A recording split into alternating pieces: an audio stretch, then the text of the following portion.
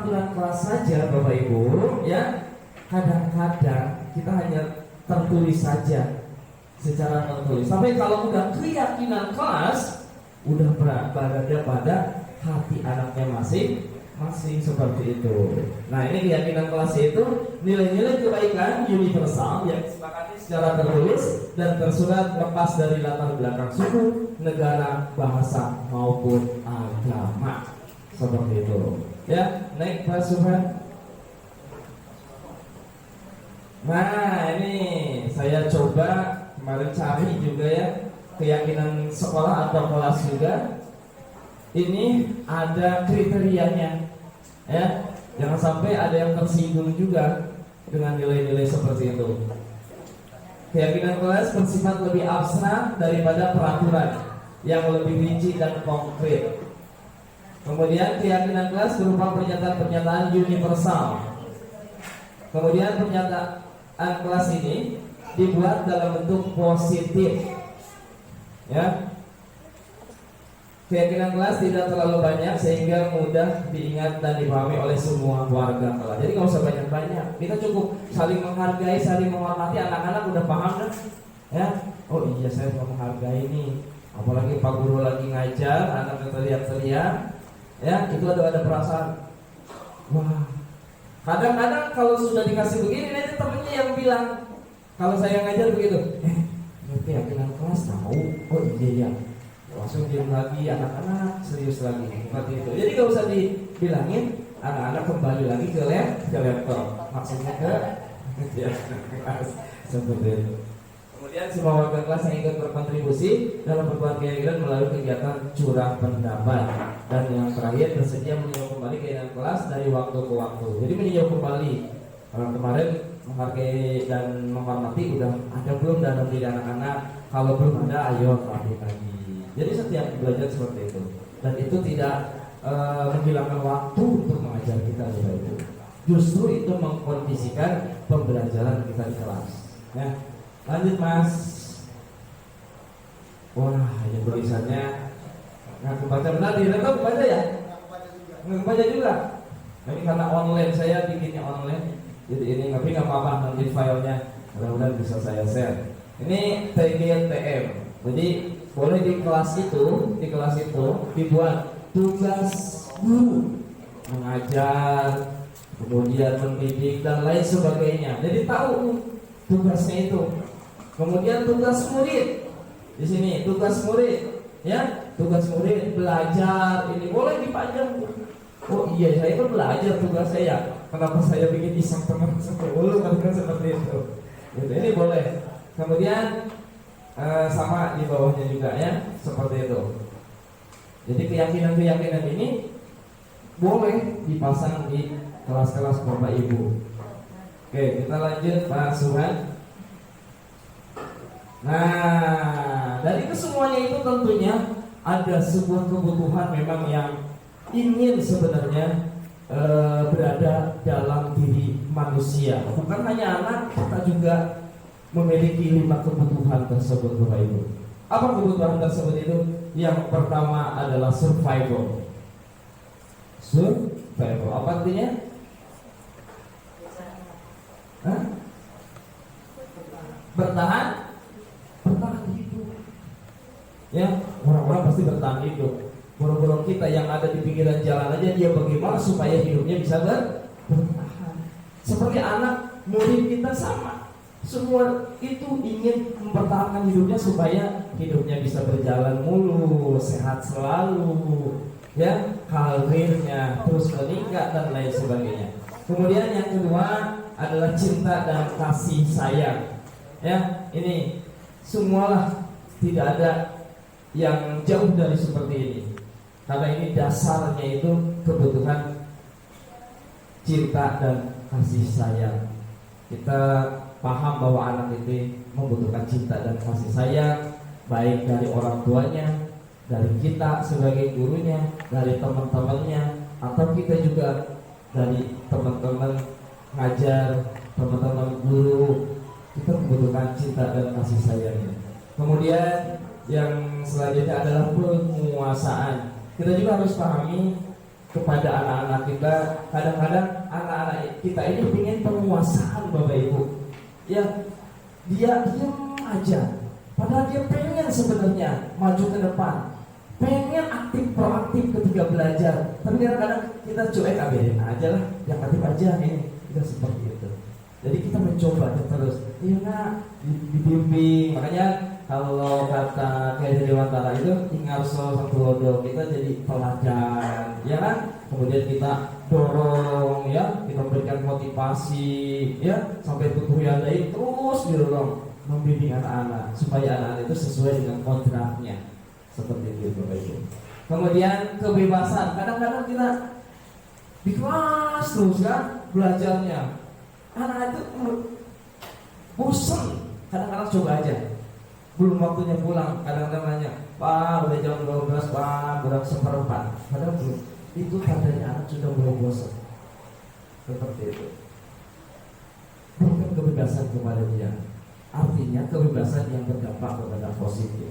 Misalkan anak itu karena kan setiap anak itu memiliki perbedaan yang luar biasa. Ada anak pengennya di luar. Ya sekali-kali kita keluar juga seperti itu Bapak Ibu maksudnya. Ya, tidak hanya di dalam kelas saja. Di sini udah difasilitasi sama Ibu Kapsek ya. Ada perpustakaannya, ada musolanya, kemudian ada tamannya. Itu bisa dijadikan sebuah pembelajaran juga buat kita semua. Kemudian yang keempat, kelima adalah kesenangan. Tentunya kita juga pengen senang sebenarnya ya. Termasuk anak didik kita juga pengen senang. Terutama dalam pembelajaran. Kita juga jangan cemberut kalau ngajar kan seperti itu kan. Kita beri permainan-permainan yang membuat anak-anak merasa senang. Karena anak-anak itu masih di usianya itu beda dengan usia dewasa. Seperti itu. Kalau kata Bunda, saya sering teringat apa yang kata Bunda, apapun yang ini anak-anak bukan apa namanya? Ya, saya udah ada catatannya lupa saya jadinya. Oh, ada Bunda. Yang disamakan dia tuh makhluk kecil jadi bener lupa lagi saya. Itu kata-katanya nanti saya ini manusia dewasa apa Ibu? Anak-anak itu bukan manusia dewasa dalam anak-anak itu ya kecil baru berkembang. Gitu. Jangan disamakan dengan orang dewasa. Anak-anak itu bukan orang dewasa. Nah itu yang saya terlalu ingin, Masya Allah kata saya benar juga nih. Kalau ada catatan bagi saya itu, cuma pas gua ngomong tapi juga.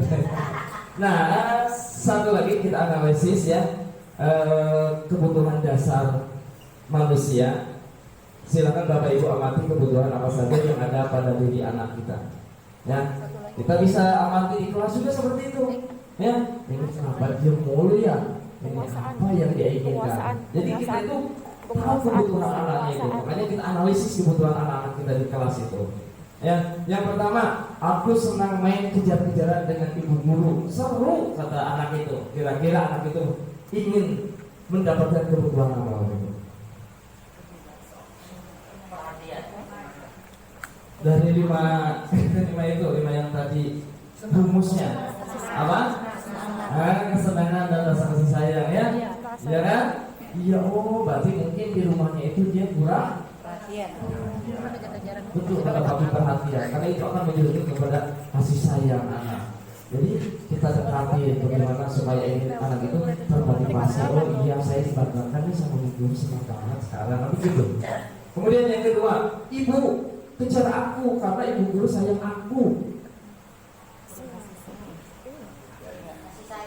Hah? Kasih sayang juga, perhatian juga, ya. Kemudian aku hebat kan, bisa bikin ibu guru kejar aku. Balik lagi ke ininya. Aku hebat kan? Apa? Penguasaan. Dia itu ingin tampil. Sebenarnya, Bu, aku hebat kan? Aku bisa begini kan? Sebenarnya dia pengen, katanya ini seorang orang teman-temannya aja. Sebenarnya dia pengen itu butuh penguasaan. Lanjutkan, aku bosan belajar nuangin itu di dalam kelas, Bu. Apa artinya? Kebebasan. Ya udah, ayo kita sana. Itulah kebutuhan dasar daripada anak kita dan kita sendiri. Cinta kasih sayang. Kita lanjut. Kesenangan udah belum? Nah, ini program disiplin positif yang berpusat pada murid dengan pendekatan restitusi yang disebut dengan 5 posisi kontrol. Ada gambarnya ya?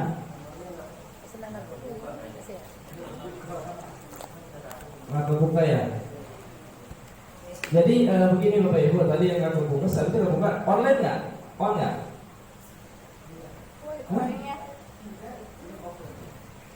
Offline ya?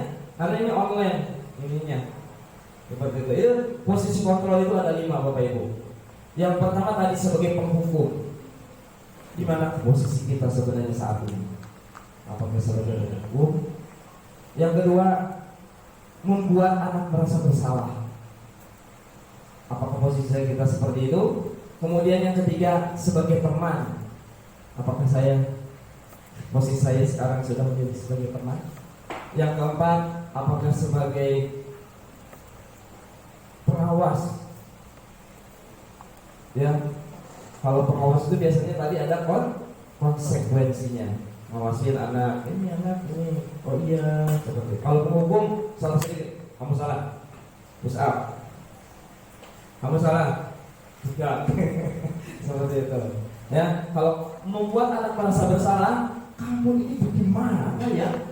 Melakukan seperti ini, tapi gak dihukum. Ya anak kan langsung cenderung, iya aku salah.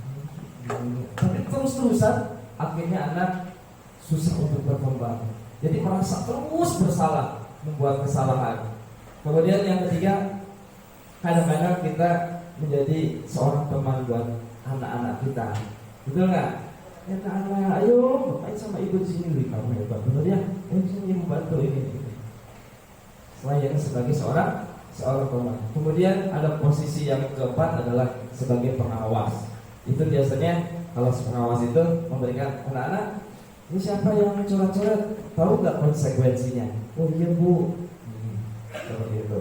Dan saya di sini ingin memberikan posisi yang lebih ideal lagi buat Bapak Ibu dulu, yaitu posisi yang kelima, yaitu sebagai manajer.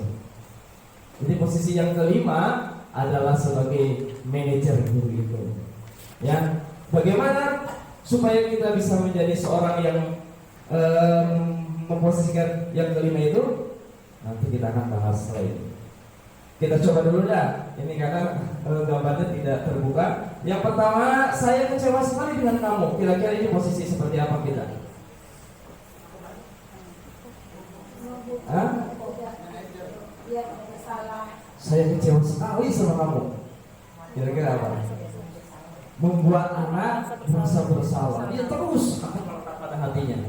Betul ya? Setuju. Kemudian yang kedua, ibu kejar aku karena ibu sayang aku. Sebagai teman. Aku hebat kan? Aku bosan, itu yang tadi ya. Kita lanjut aja pasukan. Nah, ini yang menjadi sebuah diskusi buat kita hari ini. Segitiga restitusi. Segitiga restitusi ini Bapak Ibu adalah sebuah pembelajaran buat kita semuanya. Bagaimana memposisikan kita sebagai manajer supaya setiap ada masalah dari anak-anak kita, anak didik kita bisa mengatasinya dengan sebaik-baiknya. Inilah yang disebut dengan segitiga restitusi. Ya, karena gambarnya tiba-tiba hilang karena ini online, saya bagikan dulu untuk modul yang terakhir.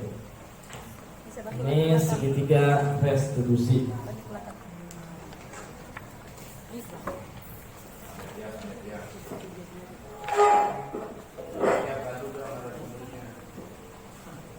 Lima posisi kontrol nih Bu ya. Nanti bisa dilihat.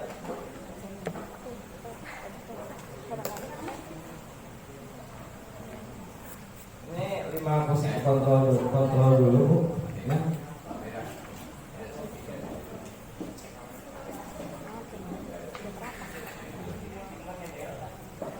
5 posisi kontrol yang tadi kita bahas sebelumnya, ya. Kalau 5 posisi kontrol yang tidak ada slide-nya, ini mohon maaf. Ini, kalau online ada Mas Aris di online dulu, boleh. Ya.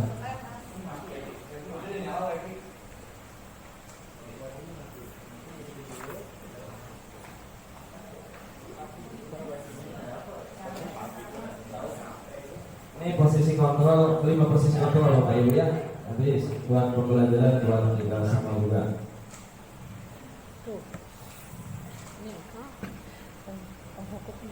Suara tinggi ya kan? Bahasa tinggi. Kalau betul nggak bisa gue suara tinggi, makan melotot temen. Tadi di situ ada posisi sebagai penghukum, ada ya? Di situ. Nah, sebagai penghukum, mudah-mudahan.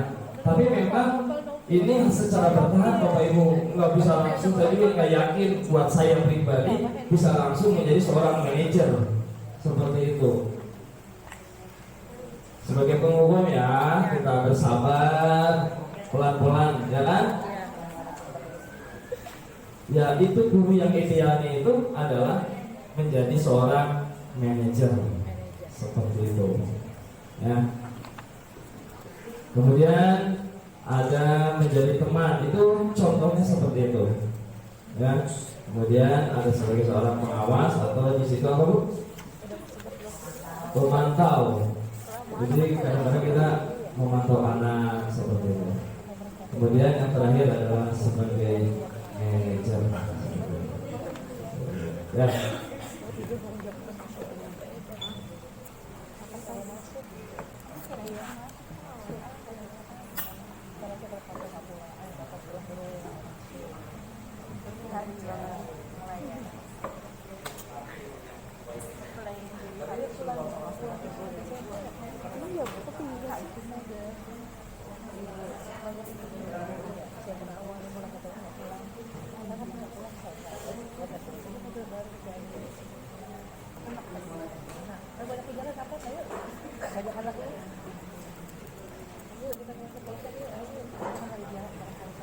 Kita terakhir nih Bu ya, ini terakhir di segitiga restitusi karena menurut saya ini sangat bermanfaat sekali. Super sekali.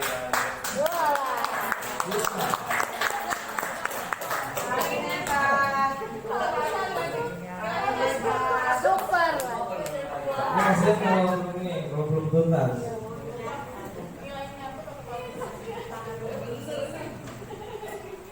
Superhero. Kita tim sukses saja terlebih aku. Nih segitiga restitusi ini. Kopi. Oh tadi karena ini kali ya, nggak ada jadi turun gambarnya.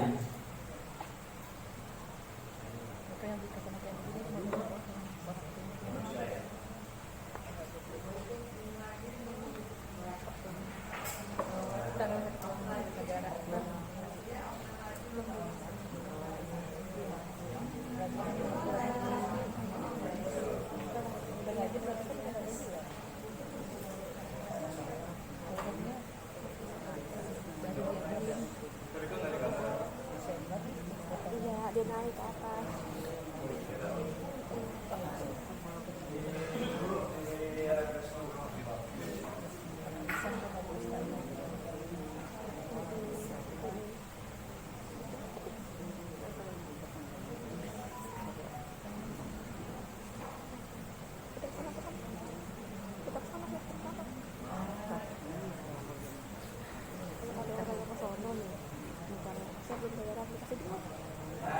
Bapak Ibu ya, ini terakhir ya. Ini segitiga restitusi ini diterapkan oleh Bapak Ibu sekalian di sekolah ya. Mudah-mudahan ini bermanfaat. Ketika ada masalah yang dihadapi oleh anak, maka apa yang harus kita lakukan seperti itu. Misalkan anak berantem, kemudian ada masalah dengan orang tua, dengan siapapun, ini belajar untuk menjadi seorang BK atau pimpinan konseling seperti itu.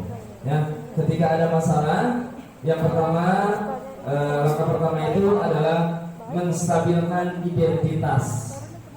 Ya, jadi menstabilkan, bukannya kita mengompori lagi, manasi lagi, sehingga antara teman yang satu merasa disalahkan, yang satu merasa dibenarkan, ya seperti itu.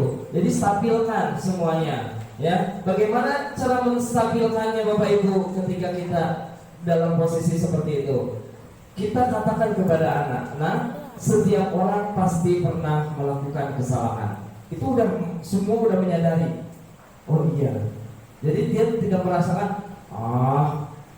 saya yang benar mah, dia itu yang salah. Nah, seperti itu. Nah, ya. Kemudian kamu bukan satu-satunya yang pernah melakukan ini. Termasuk Bapak juga pernah melakukan ini. Termasuk Ibu juga pernah melakukan ini. Kamu yakin seperti itu? Ya, ini kita stabilkan dulu masalahnya. Nanti ada cara-caranya, nanti saya kasih Bapak Ibu. Ya. Kemudian setelah stabil, ya, masalahnya itu setelah stabil, kita lanjut ke yang kedua. Memvalidasi tindakan yang salah. Ya. Nah, kamu tentu punya alasan mengapa melakukan seperti itu. Ini untuk yang melakukan. Ya. Jadi kita tanya Bapak Ibu, alasannya itu. Punya alasan. Pasti punya alasan melakukan seperti itu. Jadi tidak menyalahkan. Alasannya apa? Kalau memang dia, ya Pak, saya tadi numpahin gelas karena kesal sama dia. Kan itu udah membuka tuh, ya, dia udah buka tindakan-tindakan yang salah itu kepada anak tersebut, dan kita tidak menyalahkannya seperti itu. Cuma kita buka, biar anak dua-duanya tahu seperti itu. Kemudian, adakah cara yang lebih efektif untuk mendapatkan apa yang kamu butuhkan? Misalkan seperti itu, ya. Jadi cara yang lebih baik untuk dilakukan oleh anak supaya nggak usah numpahin gelas temannya karena marah kepada dia. Jadi dia memberikan solusi sendiri, Bapak Ibu. Seperti itu. Oh iya, saya seharusnya nggak begitu. Saya ngobrol sama temennya. Nanti jawabannya itu dari anak sendiri yang melakukan seperti itu. Jadi kita tidak menyalahkan anak seperti itu, gitu kan? Kita validasi kesalahannya seperti apa, dan kita kasih solusi kepada anak. Bukan dari kita yang memberikan solusi, tapi nanti anak sendiri yang memberikan solusi terbaik. Oh begini Pak, ya, seperti itu. Tapi kita tanamkan dulu nilai-nilai kebajikan yang tadi dijelaskan di pertama, saling menghargai, menghormati, sebagainya. Kemudian yang ketiga, menanyakan keyakinan. Nah tadi, ya, keyakinan yang kita berikan di kelas itu memang harus dibiasakan diberikan kepada anak-anak. Ketika kita menanyakan keyakinan, pasti anak-anak berpikir, coba anak, sekarang keyakinan apa yang ada pada diri kamu supaya kamu itu tidak mengganggu. Oh iya Pak, kita harus menghormati. Oh iya Pak, kita Salah cuma diketawain doang paling. Ya, jadi silakan biasa saja. Ya, karena kalau ada sudah deg-degan itu biasanya ada grogi, itu biasanya nanti materinya tidak lengkap, tidak sempurna ya. Jadi ini teman kita dorong Pak Ali menjadi lebih baik lagi. Teman-teman kita juga kita dorong lebih baik mengikuti jejaknya. Amin. Begitu ya Bapak Ibu, selamat mengikuti budaya positif dari Pak Ali. Ya, semoga nanti bisa dilaksanakan di kelas-kelas kita. Amin. Kira itu saya akhiri, wabillahi taufiq wal hidayah. Assalamualaikum warahmatullahi wabarakatuh. Waalaikumsalam warahmatullahi wabarakatuh. Saya sambutkan sekaligus mengharap dari Ibu Kepala Sekolah yang selalu memberikan semangat dan motivasi kita agar lebih kreatif dan inovatif dalam mengajar dan dalam segala apapun. Baiklah, untuk selanjutnya presentasi materi budaya positif CGP calon guru penggerak angkatan 6 yang insya Allah akan disampaikan langsung oleh Bapak Ali Mustafa. Kepadanya kami silakan. Terima kasih. Izin berdiri Bapak Ibu semuanya ya. Terima kasih. Bismillahirrahmanirrahim. Assalamualaikum warahmatullahi wabarakatuh. Dan syukurillah yang saya hormati Guru Kepala Sekolah SDN 02 yang senantiasa memberikan motivasi dan dorongan buat kita semuanya sehingga kelak kita menjadi guru-guru yang hebat, guru yang bermanfaat untuk anak-anak kita dan untuk sekolah kita tentunya. Baik, sebelum kita masuk ke materi, pertama saya mungkin mengucapkan banyak terima kasih kepada kepala sekolah, kepada Bapak Ibu Dewan Guru, kepada teman-teman operator dan kawan-kawan dari staf ya, dari staf kebersihan dan lain sebagainya yang telah mempersiapkan kegiatan ini dan mudah-mudahan menjadi sebuah budaya yang baik buat kita semuanya untuk senantiasa berkolaborasi dalam kegiatan apapun, dimanapun dan waktunya kapanpun, insya Allah. Baik Bapak Ibu yang saya banggakan, saya di sini ingin menyampaikan beberapa materi yang memang menjadi sebuah rangkaian kegiatan dari calon guru penggerak seperti itu. Dan saya senang sekali ikut calon guru penggerak ini selain menambah wawasan, pengetahuan buat kita, tapi sebagai pengalaman juga yang memberikan motivasi untuk terus berkembang, untuk menjadi lebih baik lagi.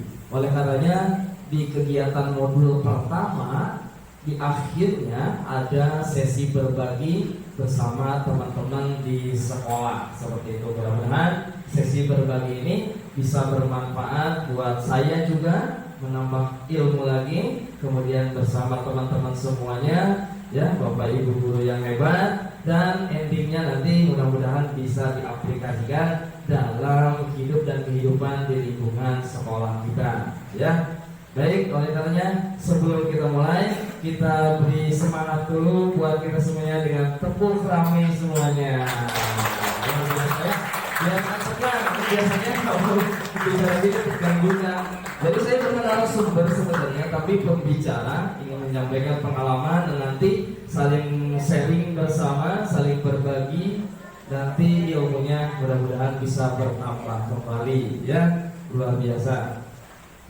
Tidak banyak halang nanti sebelum dimulai biasanya dalam pembelajaran ya seperti di kelas kita masing-masing ada rangkaian pembelajarannya, yaitu biasanya dituangkan dalam RPP ya. Ibu Bapak Ibu ini udah hebat untuk membuat RPP-nya hingga nanti RPP itu dapat menjadi acuan kita dalam proses pembelajaran di kelas seperti itu ya, insya Allah. Kemudian sebelum saya masuk ke kegiatan ini ya, ada kita lebih hikmahnya lagi. Biasanya dalam setiap kegiatan itu ada yang namanya kesepakatan belajar gitu.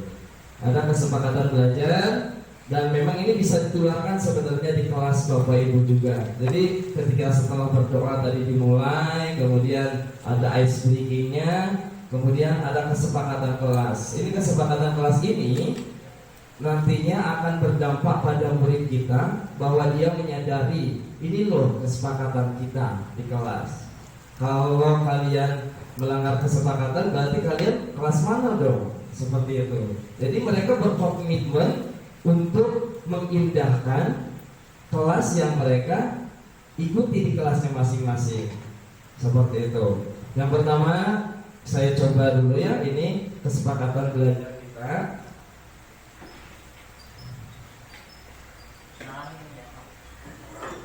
Belajar kita. Yang pertama kita fokus ya. Kita fokus diskusi bersama ya. Kita sharing bersama. Kemudian yang kedua dari saya tadi, kalau nggak setuju, saya nggak setuju, saya pengennya dengerin aja ya, silakan. Nanti sepakati bersama seperti itu. Yang gampang aja, boleh makan, boleh minum nggak? Kan berarti kita sepakati seperti itu. Di kelas seperti itu Bapak Ibu, ya, biar anak-anak itu Kan kadang kalau ada yang masuk lagi makan, lagi ini, makanya harus ada kesepakatan ketika belajar. Boleh makan atau cemilan dan minum. Ini boleh ya, silahkan ya, karena waktunya makan emang jam segini, tapi nggak apa-apa. Yang penting tidak mengganggu konsentrasi Bapak Ibu dalam belajar bersama kita di sini. Kemudian yang ketiga, nggak usah banyak-banyak menurut saya. Kalau ingin berpendapat, acungkan tangan, kemudian langsung menanyakan apa yang menjadi poin pertanyaannya. Setuju ya? Angkat tangan. Ketika bertanya. Cukup sekian. Ini salah satu contoh supaya di kelas kita ini benar-benar kondusif dan semua menyepakati kegiatan belajar di kelas kita. Nanti anak itu merasa, oh iya, ini kesepakatan saya loh. Seperti itu. Baik ya, kita semangat semua ya. Semangat. Kita tepuk dong sekali lagi.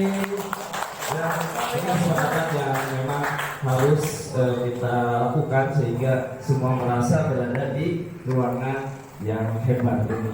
Ya, baik, kita lanjut. Saya juga mungkin mohon untuk bantuannya untuk memindah-pindahkan slide. Siapa yang mau bantu saya? Tinggal diklik Pak Suman. Oke, tepuk tangan dong buat Pak Suman. Ya, nanti begitu juga di kelas. Kalau memang anaknya itu suruh aktif. Jadi di kelas itu nggak mesti diem aja semuanya, sepi enggak juga. Jadi rame itu, tapi anaknya proaktif. Seperti itu, ya. Baik, masih di slide pertama lagi, Pak Suman. Ya, ini orang-orang yang saya anggap hebat, luar biasa, memberikan inspirasi, memberikan dorongan dan semuanya. Ini mudah-mudahan kompak selalu dalam kegiatan apapun, senantiasa berkolaborasi. Lanjut, persembahan. Bapak Ibu, pokok bahasanya banyak sebenarnya. Ya, ada disiplin positif, motivasi hukuman, konsekuensi, restitusi, kemudian ada keyakinan kelas, kebutuhan dasar manusia, 5 posisi kontrol dulu, kemudian 3 restitusi. Ya, nah dari sekian banyak ini sebenarnya saya ingin mengangkat topiknya itu segitiga restitusi. Akan tetapi saya sedikit terlebih dahulu menjelaskan poin-poinnya saja. Nanti di segitiga restitusi kita praktekkan bagaimana kita menjadi seorang guru yang bisa membimbing, mengkonseling anak-anak di kelas atau di sekolah kita. Karena saya pikir ini perlu ditingkatkan kembali sehubungan kalau di sekolah dasar tidak ada guru khusus dalam bimbingan konseling seperti itu. Setuju ya? Setuju. Baik, kita lanjutkan. Next. Nah, sekarang disiplin positif. Ini disiplin positif ini kita gambarkan di mana ada kemerdekaan, disitulah harus ada disiplin yang kuat. Kemudian, sungguh pun disiplin itu bersifat self-disiplin, yaitu kita sendiri yang mewajibkan kita sekeras-kerasnya, tetapi itu sama saja. Sebab, jikalau kita tidak cakap melakukan self-disiplin, wajiblah penguasa lain mendisiplin diri kita. Dan peraturan demikianlah itu harus ada di dalam suasana yang merdeka. Ini menurut Ki Hajar Dewantara yang memang ini sepakat dengan teman-teman semuanya bahwa disiplin itu kita mulai dari diri sendiri seperti itu. Jangan ada ketergantungan ketika ada pimpinan, jangan ketergantungan ketika ada pejabat yang melihat, tapi mulai dari diri kita sendiri. Itu yang dinamakan dengan disiplin positif. Dan dampaknya ketika kita melakukan disiplin positif dari diri kita sendiri, maka kita akan terbiasa dengan hal-hal yang baik seperti itu. Itu sedikit aja, ya. insya Allah mudah nanti untuk dijalankan. Ya. Kemudian kita lanjutkan, ini masih terus berhubungan. Kemudian dari disiplin positif tersebut maka akan muncullah sebuah nilai-nilai kebajikan. Ya, nilai-nilai kebajikan ini tertuang dalam sebuah profil pelajar Pancasila. Nah, ini perlu juga anak-anak kita untuk dikenalkan profil pelajar Pancasila, Bapak Ibu. Ya, karena di dalam profil pelajar Pancasila ini luar biasa bisa memberikan semangat anak untuk lebih baik lagi. Ya, mungkin ada yang tahu ya, atau dari kemarin kan yang IKM mungkin ya, dari profil pelajar Pancasila udah paham semuanya. Cuma anak-anaknya juga seyogianya diberikan pemahaman tentang profil pelajar Pancasila. Karena dalam profil pelajar Pancasila ini kita belajar, memberikan pembelajaran terkhusus berpusat kepada peserta didik seperti itu. Ya. Yang pertama apa Ibu? Kelihatan? Bertakwa kepada Tuhan yang Maha Esa dan berakhlak mulia. Yang kedua, berkebinekaan global. Yang ketiga, gotong royong. Yang keempat, mandiri. Yang kelima, kreatif. Dan yang keenam, bernalar kritis. Ya, udah apa belum? Oh belum, kalau belum supaya lebih apa lagi, karena kita pernah merasakan kecil ya Bu ya, Bapak ya. Biasanya kalau kecil untuk lebih cepat menghafal dengan apa? Dengan menyanyi. Ini banyak biduan sebenarnya. Nanti next, ini belum nih. Ini salah satu sebenarnya pengecualian dari profil pelajar Pancasila ketika dalam proses pembelajaran. Ya, di sini beriman dan bertakwa kepada Tuhan yang Maha Esa. Kira-kira yang mana Bapak Ibu? Nah, ini salah satu contohnya seperti itu. Kemudian berkebinekaan global. Nah, di antaranya yang gampang saya cari contohnya. Ini pernah dilaksanakan sebenarnya sama kita kan? Semuanya. Kemudian kreatif, yang kreatif.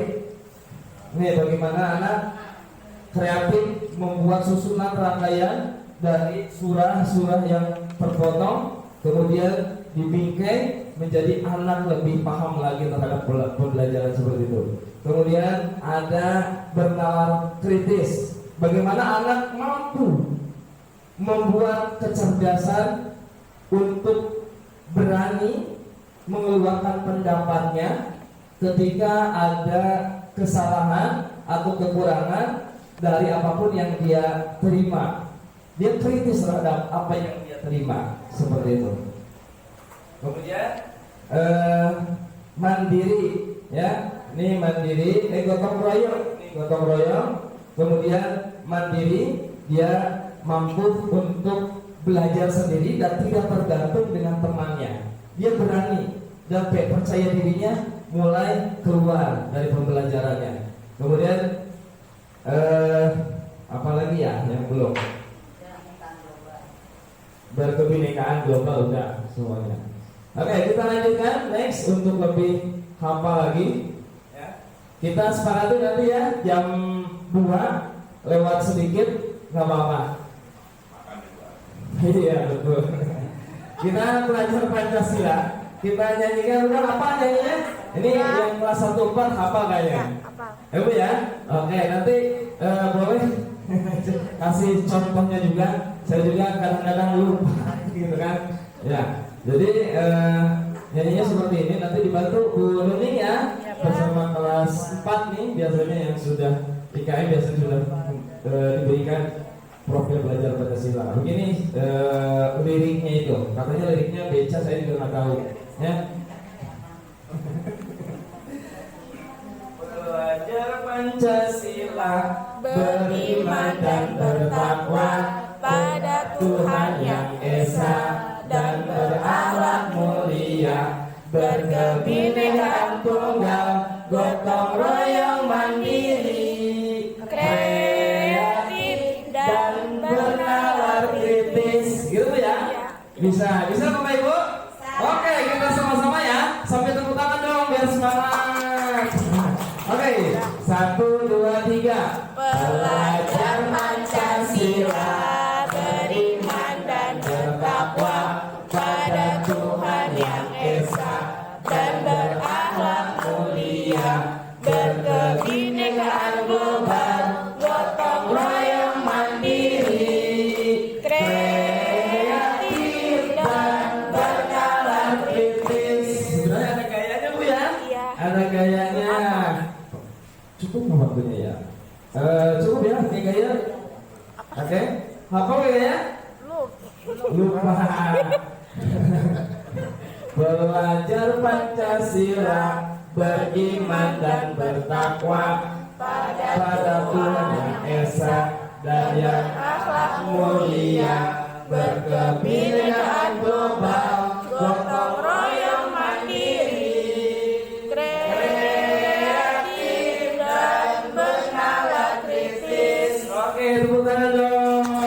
Insyaallah ya bisa dikenalkan lagi. Kemudian nanti saya kasih nanti filenya. Nanti Bapak Ibu bisa mengembangkan sendiri. Dan ini banyak sebenarnya di YouTube pembelajaran ada di Google ya. Kita lanjutkan. Nah, Bapak Ibu ya, ini sebelum ya nggak kelihatan. Hasil inilah yang perlu kita pikirkan. Bagaimana nilai-nilai kebajikan yang tadi terutama ya yang ada di profil belajar Pancasila nanti bisa diterapkan dalam kelas kita, sekolah kita yang menjadi kebiasaan-kebiasaan dalam kehidupan kita. Di situ ada bagaimana kita rasa peduli, kemudian membangkitkan rasa integritasnya, ya, tanggung jawabnya, ya, semangatnya, dan semua nilai-nilai ini kita bisa bangkitkan kepada murid-murid kita di kelas seperti itu. Dan itu harus ada keluar dari diri kita terlebih dahulu seperti itu. Ya, paham Bapak Ibu ya? Lanjut ya, lanjut. Nah, ini ada 1, 2, 3, 4 istilah bagaimana supaya budaya positif ini bisa diaktualisasikan di sekolah atau di kelas kita. Ya, yang pertama motivasi. Yang kedua hukuman, konsekuensi, dan restitusi. Saya yakin motivasi Bapak Ibu sering memberikan kepada anak-anaknya. Ya. Motivasi yang paling hebat itu kira-kira motivasi dari mana? Dari dalam diri sendiri. Kalau Bunda udah tahu. Karena kenapa? Ketika orang lain memberikan motivasi, belum tentu nyampe kepada hatinya. Tapi kalau hatinya sudah memberikan motivasi terhadap dirinya sendiri, pasti dia akan melakukan perubahan dan menjadi orang-orang yang hebat. Oleh karenanya, mari kita sama-sama bangun motivasi kita dari dalam diri sendiri. Ya, tepuk tangan dong, Mbak Bunda, luar biasa. Ya, kemudian hukuman. Ini hukuman juga yang kadang-kadang menjadi momok buat kita semuanya. Ya, dampak daripada kita memberikan hukuman kepada anak. Jangan kadang ketika kita memberikan hukuman kepada anak, banyak sekali dampaknya. Di antaranya anak akan turun sikap secara psikologisnya. Mungkin ada perasaan dendam kepada kita di lain hari, di lain waktu. Mungkin dengan hukuman itu dia akan melakukan hal-hal yang di luar dugaan kita, yang kita tidak inginkan. Oleh karenanya hukuman ini juga merupakan sebuah evaluasi buat kita semuanya. Bagaimana kita berhadapan dengan teman, dengan murid, supaya mudah-mudahan tidak lagi memberikan sebuah hukuman yang berdampak kepada anak-anak murid kita. Ya, kemudian konsekuensi. Ini konsekuensi biasanya udah pada kenal lah ya dengan konsekuensi. Kalau konsekuensi itu biasanya kalau kita melakukan ini, konsekuensinya adalah itu. Begitu ya? Nah, kalau anak-anak terlambat, konsekuensinya anak berada di luar gerbang. Seperti itu. Karena sudah menjadi sebuah peraturan. Betul ya? Itu biasanya menerapkan konsekuensi di sekolah. Nah, ini yang keempat ini, restitusi. Ini restitusi, ada yang tahu Bapak Ibu? Restitusi. Nah, baiklah kita lanjut bahas kita masuk ke restitusi. Nah, ini biasanya yang menjadi pertanyaan, apa sih restitusi? Seperti itu. Ternyata saya juga baru paham di pembelajaran Bapak Ibu. Restitusi adalah proses menciptakan kondisi bagi murid untuk memperbaiki kesalahan mereka. Jadi tidak menyalahkan, tidak merasa anak itu berbuat salah sampai dia jadi down. Kemudian sehingga mereka bisa kembali pada kelompok mereka dengan karakter yang lebih kuat. Jadi tidak menyalahkan ketika di kelompok mereka, misalkan dia ada yang berantem, kemudian dia salahkan, yang salah emang salah sebenarnya, tapi kita tidak boleh menyalahkan. Kenapa? Karena dampaknya seperti itu. Ya. Kemudian restitusi juga merupakan proses kolaboratif yang mengajarkan murid untuk mencari solusi untuk masalah mereka. Ya. Kemudian dan membantu murid berpikir tentang orang seperti apa yang mereka inginkan dan bagaimana mereka harus memperlakukan orang lain. Ya, intinya tetap dari dirinya sendiri. Seperti itu. Ya, jadi kita tidak menyalahkan, justru nanti kita memberikan sebuah solusinya. Karena saya lihat sering terjadi anak A dengan yang B berantem gara-gara gelasnya tumpah, airnya tumpah. Akhirnya yang ikut serta berantem bukan anaknya saja, orang tuanya saja. Termasuk kemarin saya di grup WA, ya Pak Amin, seperti itu. Anaknya akhirnya orang tuanya yang jadi masalah. Saya coba terapkan restitusi. Kata Pak Amir, ini kata-katanya bagus banget Pak Ali, padahal saya nyontek boleh itu. Ya, saya nyontek kata-katanya, tapi mereka langsung ada perasaan bahwa dihargainya ketika anak melakukan kesalahan, tapi ingin melakukan yang terbaik untuk perbaikan seperti itu. Ya, mungkin yang kelas 6 baca kata-kata restitusi dari saya.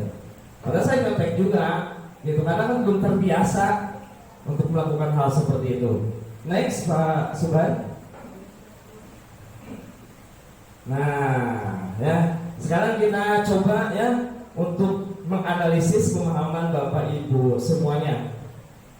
Ada beberapa soal di sini, ya, itu saya gambar saya itu sebenarnya Bapak Ibu, ya, apa Mas Aris ini? Parosit, ya. Yang pertama, lari mengelilingi lapangan basket 2 kali karena terlambat hadir di sekolah. Menurut Bapak Ibu, ini adalah hukuman atau konsekuensi atau restitusi? Hah? Lari mengelilingi lapangan, misalkan anak terlambat, ya, kemudian anak disuruh 2 kali mengelilingi lapangan 2 kali karena terlambat hadir di sekolah. Kira-kira hukuman apa? Konsekuensi. Ini hukuman sama konsekuensi aja, belum restitusi. Hah? Mulai kita berpikir apa itu hukuman, apa itu konsekuensi. Apakah ada di peraturan sekolah kalau terlambat anak-anak harus mengelilingi 2 kali? Nah, kita berpikir, oh iya ternyata ini hukuman. Berarti kalau bisa jangan dilakukan seperti itu Bapak Ibu. Ya, nanti dampaknya juga ada. Ya, bisa orang tuanya marah, anaknya jadi kesal dan lain sebagainya. Nanti kita coba bagaimana cara menerapkan hal-hal seperti itu kepada anak kita. Kemudian yang kedua, membersihkan coretan yang dibuatnya di meja tulis. Apa? Membersihkan coretan yang dibuatnya di meja tulis. Konsekuensi Bapak Ibu. Ya, kita tidak menghukum dia, ya, karena konsekuensinya kalau ada coretan ya harus dihapus, karena dia yang melakukan seperti itu. Nanti diajarkan kepada anak seperti itu. Dan kalau restitusi nanti nggak usah disuruh, dia udah dihapus sendiri. Kalau konsekuensi masih kita pantau. Jadi kalau orang yang memiliki jiwa konsekuensi masih dipantau, baru dia kerjakan. Kalau restitusi dia sendiri berdiri, salah ya kita, udah dihapus, belum disuruh, udah dihapus. Itu bedanya seperti itu. Ya. Kemudian mencatat 100 kali di dalam buku kalimat nih, kayak saya dulu nih. Saya tidak akan terlambat lagi karena terlambat ke sekolah. Kira-kira hukuman atau konsekuensi? Hukuman. Ini saya biasanya dulu anak-anak kamu tulis 100 kali di buku tulis. Ternyata itu dampaknya kepada anak luar biasa. Ya, nanti kita bahas lebih lanjut di modulnya. Karena ini saya hanya ini aja gambaran dikit. Kemudian murid diminta untuk push up. Hukuman. Menggantikan kertas tugas teman yang telah dicoret-coret. Konsekuensi. Ya, tapi kan anak-anak kalau konsekuensi kan harus diplototin dulu kan. Terus sekarang, oh iya harus ganti, gitu kan. Tapi kalau udah restitusi, ya Allah, saya yang merusak, sadar sendiri. Seperti itu. Kemudian berjemur di lapangan. Hukuman. Luar biasa, tepuk tangan dong. Luar biasa ya. Bagaimana Bapak Ibu luar biasa menganalisis permasalahan yang ada. Kita lanjut. Nah, ini keyakinan kelas. Bapak Ibu harus yakin bahwa kelas Bapak Ibu itu memiliki nilai-nilai kebajikan. Makanya saya setiap masuk ke kelas saat ini, saya senantiasa mengingatkan anak-anak, ingat kebajikan. Kebajikan apa yang ingin diterapkan di dalam kelas ini? Saling menghargai Pak Guru, saya tulis. Saling menghargai, saling menghormati, saya tulis. Semua apa yang dikatakan sama anak-anak itu saya catat.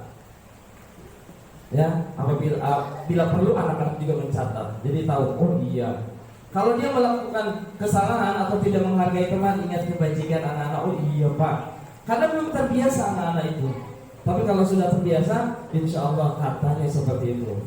Ya, karena saya baru, saya terus mencobanya nilai-nilai kebaikan supaya anak terbiasa dengan nilai-nilai yang baik, saling menghargai, saling menghormati temannya, ya, menolong temannya. Anak merasa yakin atas apa yang dilakukannya itu salah, jadi kita tidak menyalahkan, tapi anak sendiri, oh iya Pak, apa yang dilakukan saya itu salah. Nah, apa yang harus sekarang kamu lakukan untuk memperbaiki kesalahan itu? Nah, anak apa jawaban? Oh, saya tidak boleh ambil temannya lagi Pak. Saya harus berkata baik Pak. Saya harus menghargai Pak. Karena itu adalah keyakinan saya. Nah, ketika dua-duanya mempunyai keyakinan kelas, insya Allah, ya, apapun jadi masalahnya, ya, yang penting kita yakin dan kita sabar. Mudah-mudahan proses ketika kita menjadi konseling kepada anak-anak bisa terselesaikan dengan sebaik-baiknya. Ya, Bapak Ibu sekalian, ya, alhamdulillah ini satu segitiga restitusi menjadi sebuah semangat baru buat kita semuanya di sekolah kita. Kalau memang ada masalah-masalah, coba diterapkan, ya, coba diimplementasikan dalam kegiatan-kegiatan di kelas masing-masing atau di sekolah kita. Insya Allah bermanfaat, berdampak kepada perbaikan-perbaikan budaya-budaya positif yang ada di lingkungan kita. Insya Allah mungkin itu saja yang bisa saya sampaikan. Kalau ada pertanyaan, saya persilakan 1 sampai 2 orang atau memberikan tanggapan, tambahan dan lain sebagainya. Terima kasih. Saya kembali dulu ke Pak Ridwan Abimanyu. Terima kasih. Mana aplausnya buat Pak dulu. Lagi sekali buat kita semuanya. Ya. Demikian Pak tadi pemaparan materi yang telah disampaikan oleh Bapak Ali sebagai satu TGP calon budaya positif. Baik, Ibu Bapak setelah yang hadirin. Selanjutnya, sesi selanjutnya yaitu pertanyaan ya untuk yang bisa dan juga sharing. Apabila ada yang mau menambahkan atau ingin bertanya, kami persilakan untuk tunjuk tangan, sebutkan namanya, alamat, dan nomor smartphone. Silakan Ibu Bapak. Ya, Bu Siti. Bu Siti.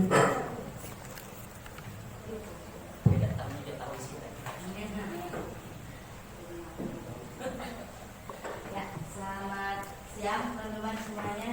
Siang. Oke, baik untuk Bapak Ali, saya ingin kita ya, terutama kita sebagai guru semua di sini problemnya dalam hal keaktifan anak ya, itu berbeda-beda. Nah, mengenai tadi segitiga restitusi, apakah dari setiap tahapan itu harus kita hafalkan gitu? Dalam hal untuk menangani setiap kasus kan setiap saat berbeda-beda, gitu Pak? Atau dari segitiga itu harus kita yang mana dulu, kalimatnya harus dihafalin atau kita cari kalimat lain gitu Pak, supaya lebih enak, karena kita ini pada belum paham mengenai ya apa ya namanya parenting itu sendiri. Oke, terima kasih. Baik, terima kasih untuk yang pertama yaitu dari 2016. Untuk yang kedua langsung dijawab Pak Ali, Pak gimana? Langsung dijawab ya. Ya, baik. Terima kasih Bu Siti. Tepuk tangan dong buat Bu Siti. Luar biasa. Ini langsung diterapkan nih besok akhirnya. Karena kelihatan udah banyak masalah ini. Bapak Ibu hadirin, untuk penerapan segitiga restitusi ini saya juga masih meraba-raba Bapak Ibu. Artinya meraba dengan adanya panduan.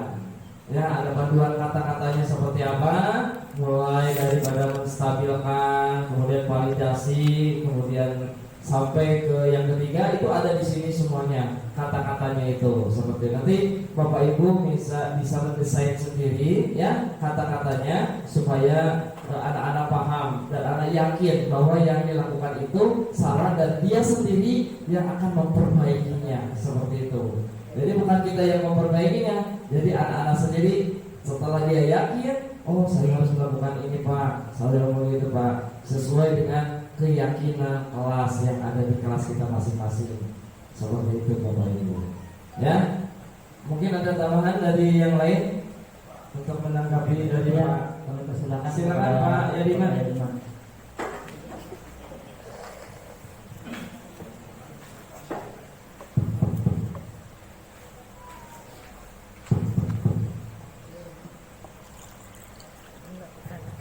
Ya, terima kasih. Assalamualaikum warahmatullahi wabarakatuh.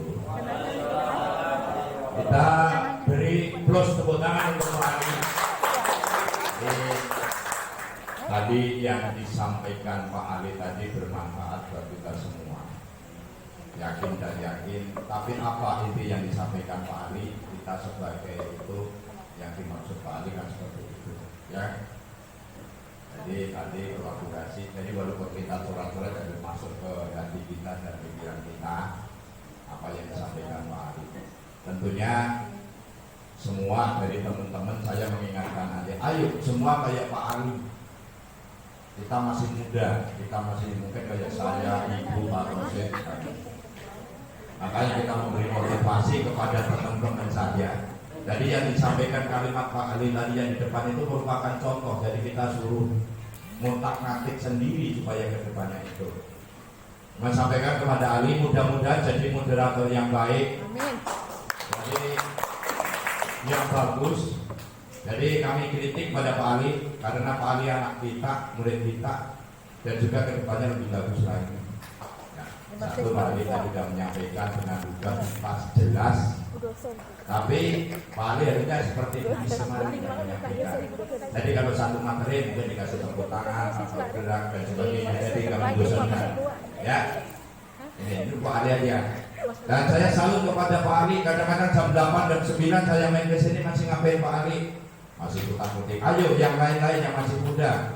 Ke depan adalah digitalisme buat anda sekalian. Saya nunak-nunuk nggak bisa kayak dulu itu nggak bisa. Dan mungkin 6 tahun 6 bulan lagi atau 4 bulan lagi saya akan memberi motivasi kepada teman-teman saya. Jangan hanya kita ngajar aja, ayo semua kayak Pak Ali bergerak. Dan Pak Ali depan lagi dan Pak Ali tolong besok lagi kalau memberikan motivasi operator atau seperti ini disiapkan alatnya, atau pakai laser, tadi nggak jelas. Pak Ali menyampaikan ini nomor berat Pak, langkah berapa pakai laser, kalau nggak ada ya antena nggak ditunjuk gitu. Ya, ini buat Pak Ali aja. Kita beri applause semangat untuk Pak Ali. Terima kasih. Sekali lagi tepuk tangan buat Pak Yima. Oke.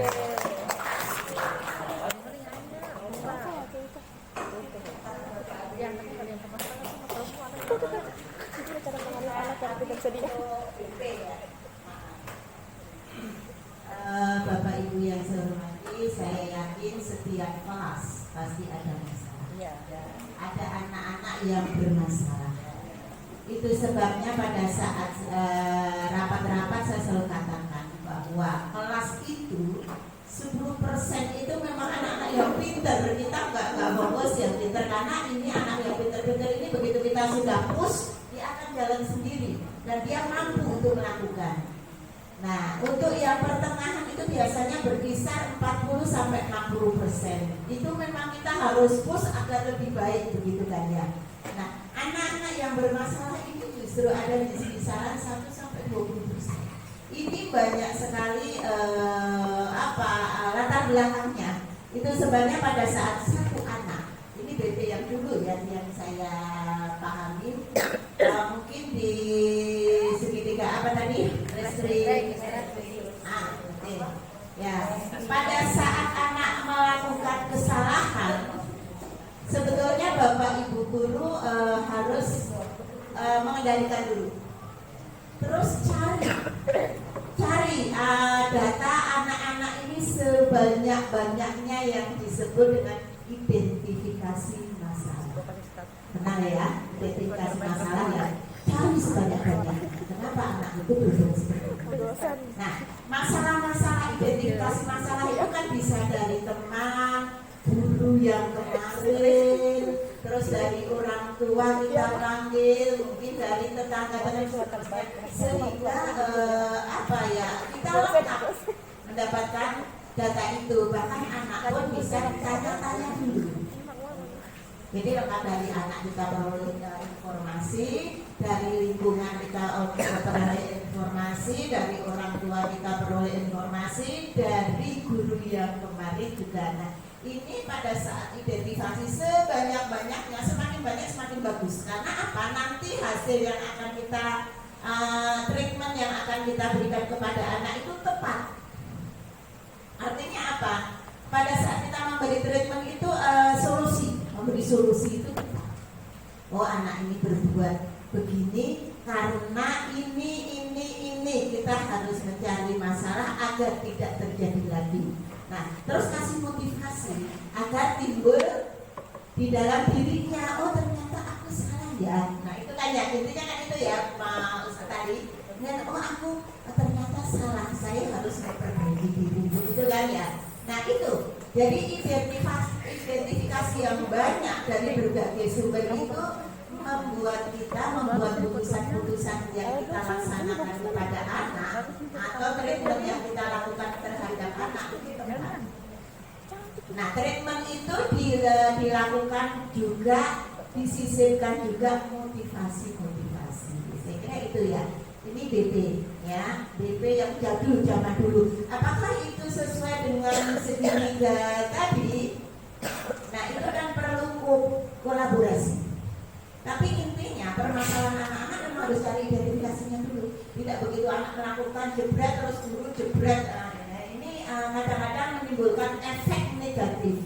Padahal di dalam budaya positif yang diterangkan bla bla bla sampai akhir itu semuanya endingnya adalah positif. Sama ya. Pada saat kita memperoleh identifikasi yang banyak, tujuannya agar treatment yang kita lakukan terhadap anak ini tepat dan anak menjadi kesalahannya. Maka akan timbullah dalam hatinya kiat-kiat positif. Saya kira itu ya yang hati-hati. Jadi sekali lagi tidak boleh pada saat anak melakukan kesalahan terus jubret. Contoh yang menarik, saya digerebek. Begitu datang saya bukan sekali. Bu, jangan di sini banyak anak-anak, nggak apa-apa. Ya, jadi seperti itu. Jadi kalau ada kesalahan-kesalahan, ya saya tidak tahu saya salah, bukan saya tutup. Salah, tapi saya koordinasi dulu dengan Pak Yadiman. Ya. Jadi itu sudah diantisipasi ya. Begitu juga Bapak Ibu guru.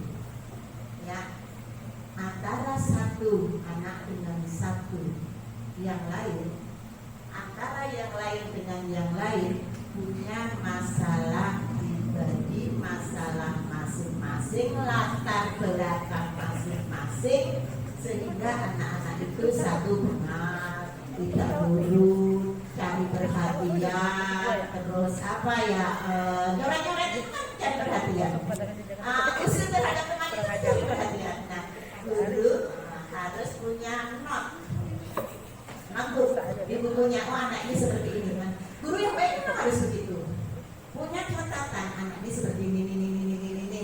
Cari info dari orang tuanya, ini. Cari info dari gurunya, ini. Anak ini seperti ini, gurunya seperti dari gurunya, seperti dari gurunya yang dulu seperti ini. Jadi semacam layak ya. Anak ini yang bermasalah. Identifikasinya dari guru yang lain apa isinya, dari teman sejawatnya, teman-temannya apa, dari orang tuanya, itu sebabnya home visit. Saya bilang penting. Jadi kalau ada guru menghadap ke saya, Bu, ini home visit. Itu manjur banget. Home visit itu nggak bisa ini. Dan saya selalu home visit didampingi guru yang lain. Tujuannya apa? Agar ada saksi. Jadi kalau orang tua itu nanti ngeles, ada saksi. Sebab guru itu bawa catatan apapun caranya. Saya kira itu Pak Ali, ya. Jadi apakah ini kegiatan baik kegiatan baik? Ya. Belum pas benar dengan teori yang apa tadi, yang segitiga. Kita menuju ke sana. Ya, kita menuju ke sana. Tapi BP yang seperti yang saya lakukan bertahun-tahun. Dan alhamdulillah ya, saya kira itu sekali ya. Terus ini bagus sekali kegiatan seperti ini. Cuma nanti di akhirnya ada tulisnya, ada penutup ya. Jadi silahkan Pak Ali buka 20 lembaran 5 gitu. Ayo hari ini kita belajar apa? Hari ini belajar apa? Lebih hidup. Itu yang namanya iman ya. Lebih hidup apa? Artinya apa? Bagi kita, guru tadi nyerapnya apa ya? Guru tadi nyerapnya apa ya? Apa namanya itu? Apa namanya? Refleksi. Mohon nanti bisa refleksi ya. Oke ya. Cek itu. Mohon maaf.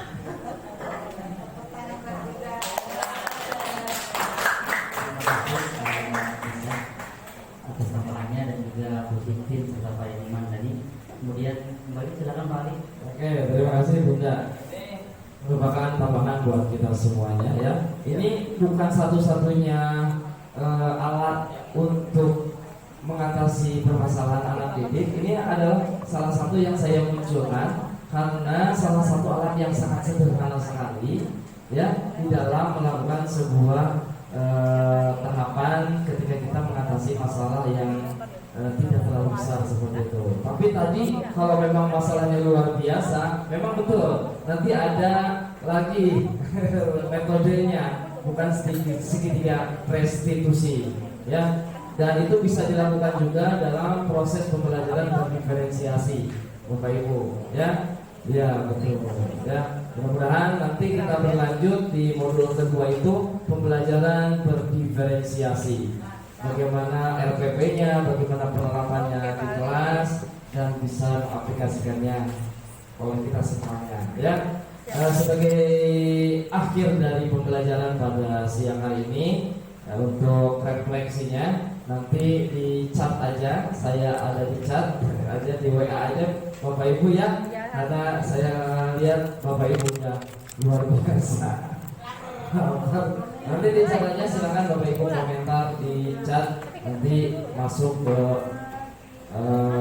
dokumen saya seperti itu ya. Nanti saya kirim, mau malam ini mau besok kita refleksi. Kemudian untuk umpan baliknya nanti saya mohon kepada salah satu orang guru untuk memberikan umpan baliknya supaya bisa memperbaiki kegiatan-kegiatan yang dilakukan seperti ini Bapak Ibu. Kemudian nanti bagaimana testimoni dari Ibu Kepala Sekolah dan testimoni dari perwakilan guru yang ada di hadapan kita semuanya. Mungkin itu saja Pak Bia, mudah-mudahan bermanfaat. Mohon maaf atas segala kekurangan dan kesalahannya. Kita semuanya berproses untuk belajar tentang kebaikan, dan mudah-mudahan budaya positif ini bisa melekat berada pada diri kita semuanya. Akhirnya saya CKP akan Kota Selatan Islam Kota 2 mohon dukungan, kemudian motivasinya dan semangatnya. Mudah-mudahan saya tak kendor karena pengalaman CGP sebelumnya dari beberapa CGP di kelasnya banyak yang riset tunda karena begitu banyak padat kegiatannya dan harus benar-benar mengatur waktu yang harus kita berikan kepada instruktur, kemudian fasilitator dan pengajar praktek seperti itu. Dan saya coba terus berusaha, makanya dengan semangat muda luar biasa, semangat keluarga juga, istri saya, anak saya, kemudian teman-teman semuanya mendukung. Insya Allah mudah-mudahan bisa selesai di CGP Angkatan ke-6. Terima kasih. Saya tutup dengan baca hamdalah. Assalamualaikum warahmatullahi wabarakatuh. Baik, sama-sama kita tutup dengan ucapan alhamdulillahirobbilalamin. Mohon maaf atas kesalahan. Assalamualaikum warahmatullahi wabarakatuh. Subhanallahumma wa bihamdika asyhadu an la ilaha illa anta astaghfiruka wa atubu ilaik.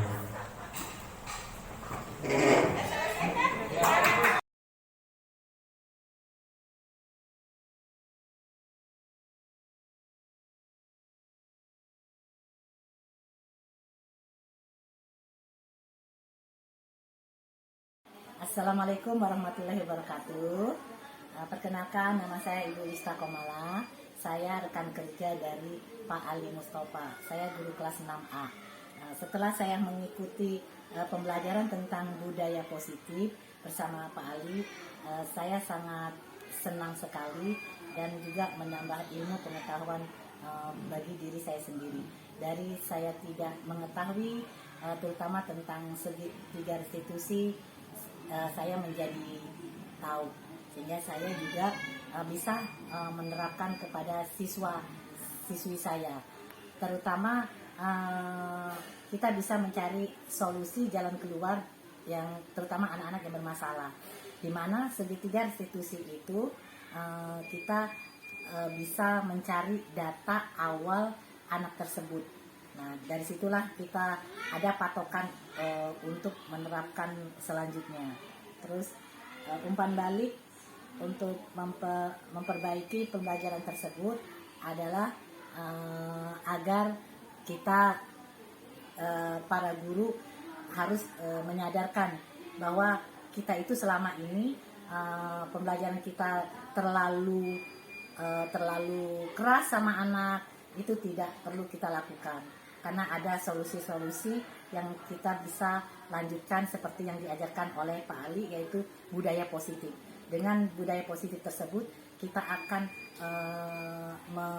mengendalikan diri kita sendiri, bahwa anak itu tidak perlu kita keraskan, anak itu harus kita sayangi, harus kita bimbingi, harus kita cintai, dan harus kita manjakan juga karena dia masih anak SD.